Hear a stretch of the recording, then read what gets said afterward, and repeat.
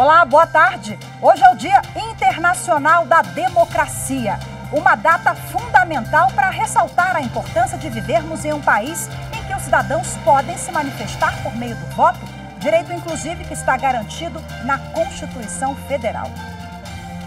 A data hoje é um dos destaques do Jornal da Justiça, primeira edição. Vamos aos demais. Eleições 2022. Tribunal Superior Eleitoral realiza simulação do projeto piloto com biometria no teste de integridade das urnas eletrônicas. Balanço divulgado pelo Tribunal Superior Eleitoral aponta que nem todos os candidatos nas eleições deste ano enviaram a parcial de contas da campanha. E ainda, plenário do Supremo Tribunal Federal realiza sessão virtual para analisar suspensão de regras sobre compra e porte de armas.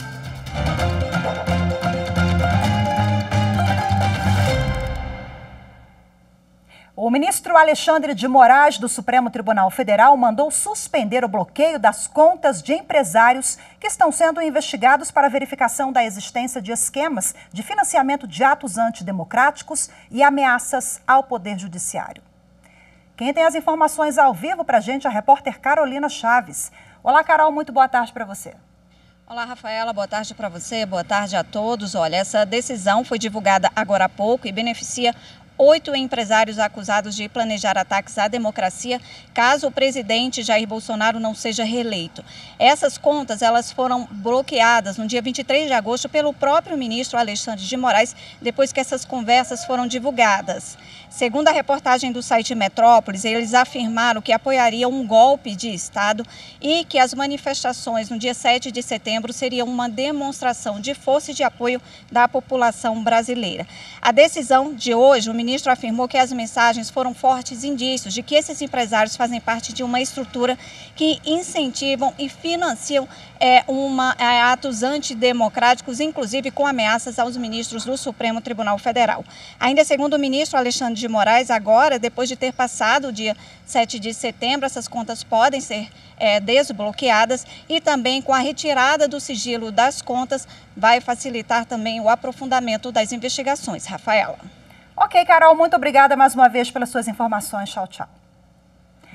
A presidente do Supremo Tribunal Federal, ministra Rosa Weber, convocou sessão extraordinária para o plenário da Suprema Corte analisar a suspensão das regras de compra e porte de armas de fogo.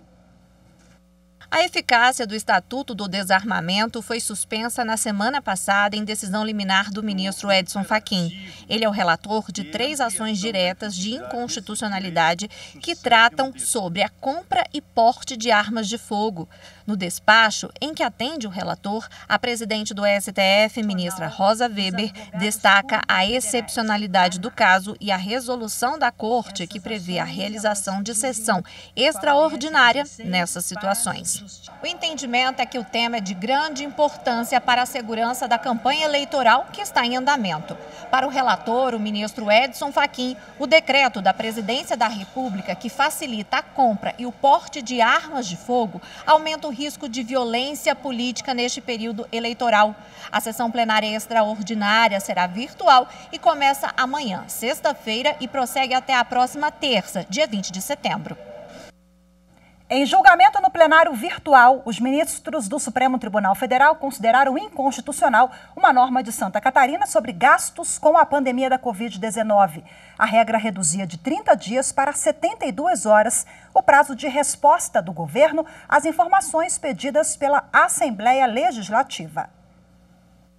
Na ação, o governo de Santa Catarina pedia ao Supremo Tribunal Federal a suspensão da norma estadual que estabeleceu a redução do prazo. O argumento é de que a Constituição da República não tem qualquer regra semelhante. Por isso, a exigência estadual ultrapassaria os limites impostos ao Poder Constituinte. Em julgamento no plenário virtual, os ministros acompanharam por unanimidade o voto da presidente do STF, ministra Rosa Weber, que considerou a emenda inconstitucional. Rosa Weber acatou o argumento do Ministério Público de que a redução do tempo para a resposta desrespeita a Constituição e ameaça o chefe do Executivo, já que o não cumprimento do prazo implica em crime de responsabilidade. A relatora observou que, segundo jurisprudência do Supremo, as constituições dos estados devem manter simetria com o que está determinado na Constituição Federal.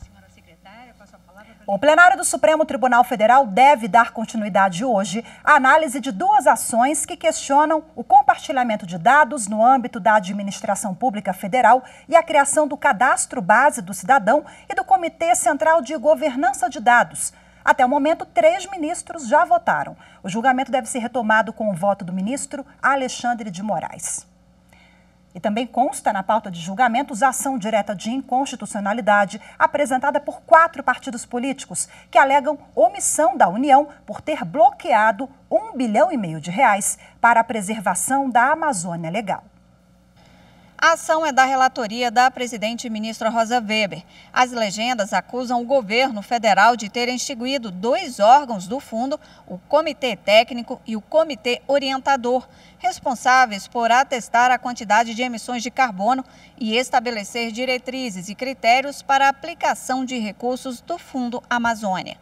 Também questionam o bloqueio de R$1,5 bilhão que seriam usados para a execução de novos projetos para a preservação do meio ambiente. Por causa do valor represado, várias atividades na região estão paradas desde o ano passado. Os partidos afirmam que a não liberação do valor para os fundos é inconstitucional, porque o poder público tem o dever de proteger e preservar o meio ambiente, essencial para a qualidade de vida. Na ação, os autores querem, além da liberação do valor, a reativação do Fundo Amazônia e que o governo não use o valor para outra finalidade, realizando o repasse do dinheiro para os projetos de forma regular. Veja a seguir, Dia Internacional da Democracia. No próximo bloco, vamos conversar sobre a data com o ministro do Tribunal Superior Eleitoral, que já foi ministro do TSE, Fernando Neves, especialista em direito eleitoral. É daqui a pouquinho, no próximo bloco, voltamos já.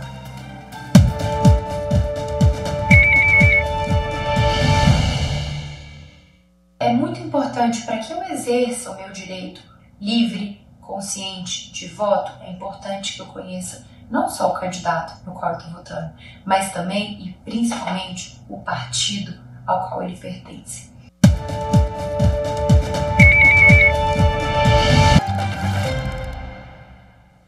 Hoje é o Dia Internacional da Democracia. Mais do que nunca, a data precisa ser lembrada e respeitada para evitar que os avanços conquistados até hoje no Brasil e no mundo sejam colocados em risco. A repórter Evne Araújo preparou uma reportagem especial sobre o tema. Vamos acompanhar. Em uma pista de corrida, a democracia é o ponto de partida. Imagine cada atleta como uma sociedade. Para se desenvolver, precisa estar baseada nos princípios democráticos, com respeito aos direitos humanos e às liberdades fundamentais. A Organização das Nações Unidas definiu o dia 15 de setembro como o Dia Internacional da Democracia.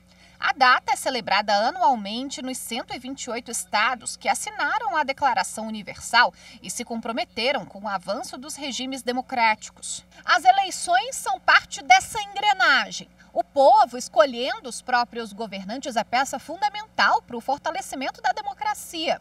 O atual sistema eleitoral brasileiro foi definido pela Constituição de 1988 e pelo Código Eleitoral, além de ser regulado pelo Tribunal Superior Eleitoral. O princípio que pauta as regras das eleições no país é o sufrágio universal, em que, para se fazer democracia, todos podem ir às urnas, independentemente de alfabetização, classe, renda e etnia, por exemplo.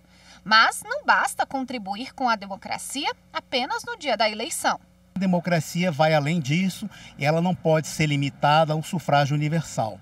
Ela é amplamente melhor difundida quando as pessoas participam, quando além de escolher os seus candidatos, as pessoas que as representem, elas cobrem desses políticos e possam exercer uma democracia participativa, onde há melhores condições de obter políticas públicas e ações coletivas com maior rapidez. De acordo com o Índice de Democracia, criado em 2006 pela revista inglesa The Economist, das 193 106 nações do planeta, existem 166 países democráticos.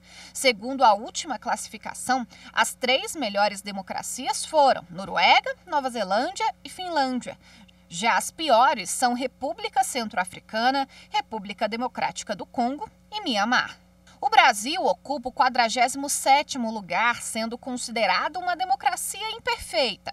Para formar o ranking são considerados o processo eleitoral e pluralismo, funcionamento do governo, participação política, cultura e liberdades civis.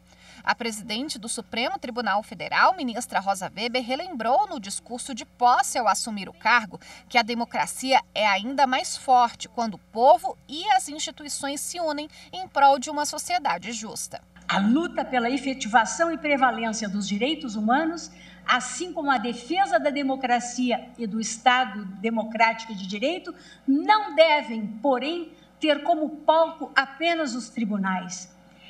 Esse esforço há de ser compartilhado pela sociedade civil, como de resto está sendo, de modo a viabilizar e garantir avanços civilizatórios, sem quaisquer retrocessos. Bom, e pelo Twitter, o vice-presidente do Supremo Tribunal Federal, ministro Luiz Roberto Barroso, também comentou o dia de hoje, disse que a democracia foi a ideologia vitoriosa do século XX. Segundo Barroso, ela é uma moeda de dupla face. De um lado, soberania popular, eleições livres e governo da maioria, de outro, poder limitado. O ministro alertou ainda que a democracia não é o regime do consenso, mas da absorção, da divergência e de forma institucional com tolerância, respeito e civilidade. Segundo o ministro Luiz Roberto Barroso, já percorremos os ciclos do atraso institucional e precisamos avançar com desenvolvimento sustentável e inclusão social ampla. Bom, para a gente falar um pouquinho mais sobre a data agora, eu converso ao vivo, de forma remota, com um advogado que é especialista em direito eleitoral e que foi ministro do Tribunal Superior Eleitoral entre 1997 e 2004, Fernando Neves. Muito boa tarde, seja bem-vindo. Boa tarde, é um prazer muito grande participar desse seu jornal, rever depois de tanto tempo, e quero agradecer a todos que estão nos ouvindo também pela atenção. Prazer é todo nosso, ministro, seja bem-vindo mais uma vez. Bom, a gente já apresentou um pouquinho na reportagem, falei agora sobre a publicação do ministro Barroso também, é uma data muito importante, muito cara para a gente, né? Agora, há pouquíssimos dias das eleições, nós vemos, infelizmente, violência política, discurso de ódio, essas manifestações, de alguma forma, na avaliação do senhor, podem colocar a nossa democracia em risco? Olha, eu acho que não podem colocar em risco a democracia porque ela está acima dessas discussões, acima desses comportamentos.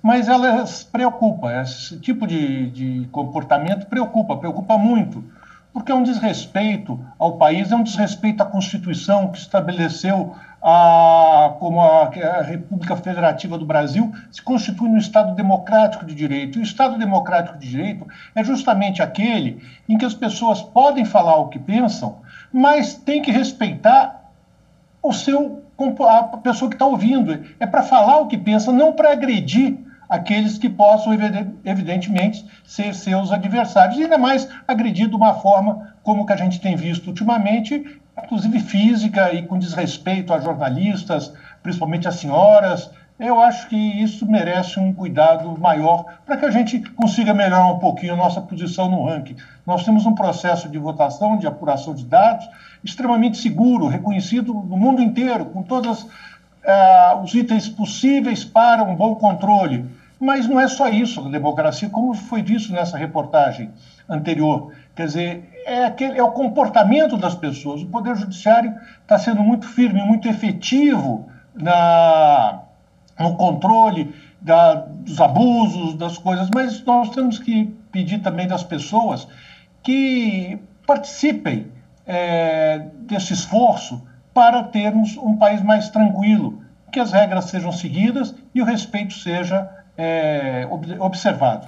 Excelente observação do senhor quando traz à baila essa questão que nós apresentamos na reportagem, que a democracia ela vai muito além do sufrágio. Eu comecei dando gancho aqui do senhor falando em eleições, mas vai muito além, né? A gente vive num Estado democrático de direito, isso a gente está falando de cidadania, de liberdade, e palavra essa liberdade que os eleitores têm ouvido muito, né? Sobretudo nas campanhas eleitorais. Nós somos, de fato, um país livre, não é? Eu queria que o senhor explicasse para a gente e como o eleitor, o cidadão, pode contribuir para que a gente mantenha a nossa democracia sempre madura e robusta?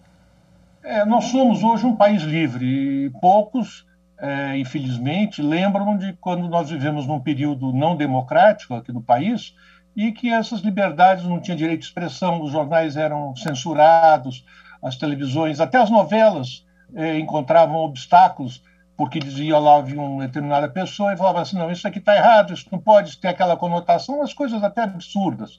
Mas o que eu acho é isto, quer dizer, a liberdade é importante e ela tem que ser preservada. E uma forma de agredir a liberdade é justamente você ofender o seu próximo, usar do seu direito para atrapalhar o direito do outro. Você tem o direito de falar, o direito de se expressar, isso é a liberdade, mas você não tem o direito de ofender os outros, de descumprir as boas regras de conduta. O seu direito vai até onde começa o direito da outra pessoa. Hoje as pessoas estão confundindo muito, né? Como se um direito houvesse uma sobreposição. Não, a Constituição ela diz que você não pode usar como justificativa o direito da liberdade de expressão, por exemplo, que a gente tem visto muito pelas redes sociais, para se sobrepor à liberdade. Mas o direito à liberdade de expressão, não. O Supremo já até se debruçou sobre o assunto, mas é sempre importante a gente deixar essa reflexão aqui, né? É verdade, é verdade. O Supremo tem sido muito firme nisso, em dizer, olha, liberdade é uma coisa, ofender é outra, agredir as pessoas é outra. Você não tem liberdade de matar ninguém. Isso merece uma sanção, um procedimento extremo, eu estou indo, mas do mesmo jeito que você não pode matar, você não pode ofender, você não pode agredir, você não pode desrespeitar os princípios. Adversário não é inimigo. Adversário são pessoas que pensam diferentes e, para isso, nós temos um processo democrático de eleição para dizer qual o entendimento, a posição que a maioria deseja que seja implementado no nosso país. Mas isso é o espaço de todos, não é de um grupo, não é de uma opinião só. Maravilha, muito obrigada pela participação. Mais uma vez, um prazer conversar com o senhor. Boa tarde e até a próxima. Muito obrigado, boa tarde, sempre um prazer. E viva a democracia! Pois é, viva! Vamos lá, tchau, tchau, um abraço. Você vai ver a seguir no próximo bloco teste de integridade das urnas eletrônicas. Tribunal Superior Eleitoral realiza simulação do projeto piloto com biometria. É já já.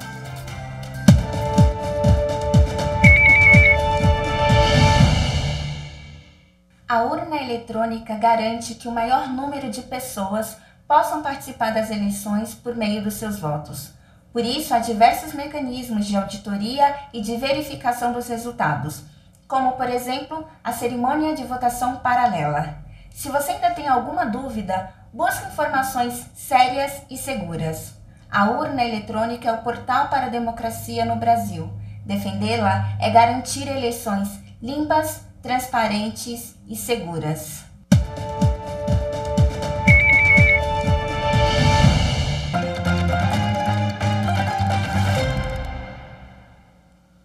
O Tribunal Superior Eleitoral realiza hoje a simulação do projeto piloto com biometria no teste de integridade das urnas eletrônicas. O evento ocorre na sede do TSE em Brasília. O objetivo é verificar como esse procedimento vai funcionar no dia da eleição.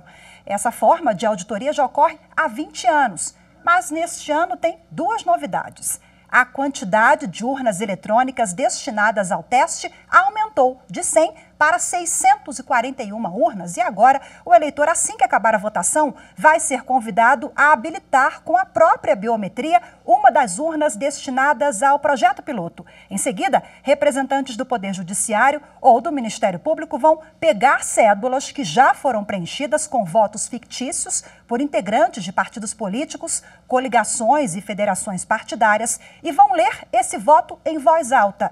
As informações serão digitais em uma urna eletrônica e em um computador. Ao final do processo, que será realizado no dia da eleição oficial, a quantidade de votos fictícios que estavam nas cédulas de papel deve corresponder aos da urna eletrônica e os do computador. Agora nós vamos falar sobre prestação de contas. Balanço divulgado pelo Tribunal Superior Eleitoral aponta que nem todos os candidatos nas eleições deste ano enviaram até agora a parcial de contas da campanha. O prazo já terminou. O balanço mostra que 24.986 candidatas e candidatos nas eleições deste ano enviaram à Justiça Eleitoral, dentro do prazo legal, a primeira parcial da prestação de contas de campanha. O número corresponde a quase 86% do total de mais de 29 mil relatórios dos que concorrem ao pleito. A prestação de contas parcial deve conter os relatórios discriminando as transferências do fundo partidário e do Fundo Especial de Financiamento de Campanha, os recursos financeiros e os estimáveis em dinheiro recebidos, bem como os gastos realizados entre o dia 16 de agosto e 8 de setembro. Também devem trazer a indicação dos nomes e do CPF das pessoas físicas doadoras. No caso dos partidos políticos e candidatas ou candidatos doadores, deve ser indicado o CNPJ. A não apresentação da prestação de contas no prazo fixado em lei ou a entrega de forma que não corresponda à efetiva movimentação de recursos pode caracterizar infração grave. As informações sobre as prestações de contas de todos os candidatos e das agremiações estão disponíveis no site do TSE. O Superior Tribunal de Justiça cedia a primeira rodada de grupos de trabalho da 21ª edição da Cúpula Judicial Ibero-Americana. Representantes do Poder Judiciário de 23 países estão reunidos no STJ para a Cúpula Judicial Ibero-Americana. O principal objetivo do encontro é a implementação de políticas, projetos e ações para o fortalecimento da segurança jurídica e do sistema democrático, além do aperfeiçoamento da prestação jurisdicional em benefício dos cidadãos dos países membros. A presidente do STJ, ministra Maria Tereza de Assis Moura, é a coordenadora da cúpula no Brasil e participou da solenidade de abertura, assim como outros ministros do STJ. Nesta edição, realizada de forma híbrida, presencial e por videoconferência, os debates terão como tema central a carreira judicial independente e eficaz. O encerramento da cúpula está marcado para sexta-feira, quando será feito um encontro por videoconferência com juízas afegãs refugiadas no Brasil. O presidente do Tribunal Superior do Trabalho e do Conselho Superior da Justiça do Trabalho, ministro Emanuel Pereira, foi homenageado pela Ordem dos Advogados do Brasil no Distrito Federal. O ministro recebeu uma placa comemorativa pelos mais de 20 anos de atuação na magistratura trabalhista.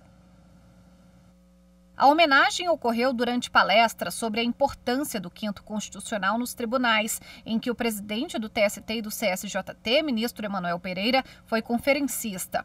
O evento foi organizado pela Comissão de Direito do Trabalho da Seccional do Distrito Federal da Ordem dos Advogados do Brasil e celebra os profissionais que alcançaram lugar de destaque na magistratura.